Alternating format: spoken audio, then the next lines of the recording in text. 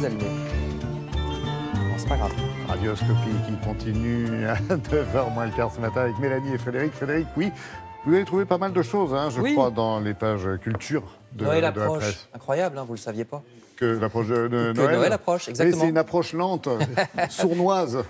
Mais continue. Et certaine. Et donc ce serait dommage de se blesser, de s'ouvrir la main avec un couteau à huître, par exemple, lors des repas de fête, voilà, ou de vous abîmer un œil avec un bouchon de champagne. Le Figaro vous met donc en garde contre les accidents du réveillon. Le journal publie un schéma pour rappeler comment on ouvre les huîtres correctement. Attention aussi à l'alcool qui fait qu'on a tendance à se blesser, que ce soit pour les yeux ou pour les mains. Il faut en tout cas consulter extrêmement rapidement pour qu'on puisse vous réparer. Le foie aussi. Oui, aussi. Ça peut abîmer le foie. Le journal donne tous les détails de ce qu'il faut faire et ne pas faire. Ne pas laisser traîner les emballages en plastique des cadeaux. Quand vous avez de jeunes enfants, ils peuvent s'étouffer avec. Les sacs, oui.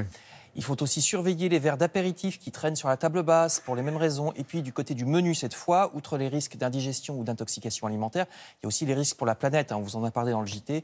Pensons-y aussi lorsque nous choisissons notre poisson pour le réveillon. Plusieurs journaux, vous voyez ici le Parisien, aujourd'hui en France, La Croix ou Libération, s'offusquent du fait que plus de 80% des poissons vendus dans la grande distribution sont issus d'espèces surexploitées et que même les labels de pêche soi-disant durables ne sont pas très fiables. Sachez donc qu'il faut éviter le thon, le cabillaud ou la morue, puisque c'est pareil, le cabillaud et la morue, ou encore le bar, alors que du côté du maquereau ou du hareng, tout va bien, donc vous pouvez y aller. Voilà pour le rayon réveillon. Au rayon des expositions, maintenant, La Croix vous rappelle qu'il y a toujours cette grande expo au musée du jeu de paume à Paris sur la photographe américaine Dorothea Lange.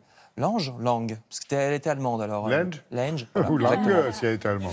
Elle était allemande américaine.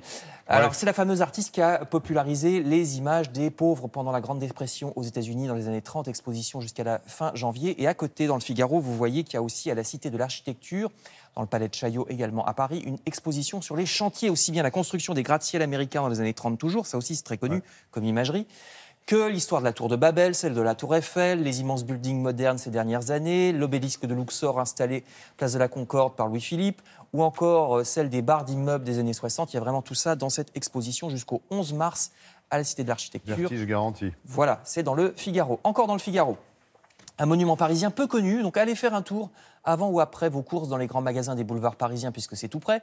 Allez faire un tour à la chapelle expiatoire, monument érigé par Louis XVIII. Oui.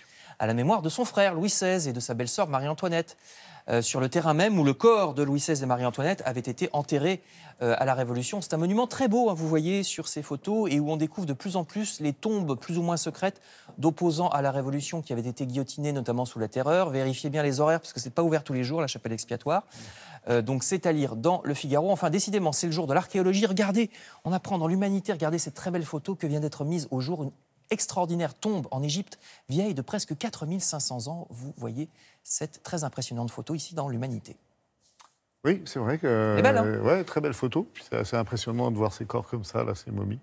Bon, on y reviendra sans doute avec des images tournées sur place un jour, et un joli reportage ou documentaire. On fait d'excellents documentaires sur France Télévisions.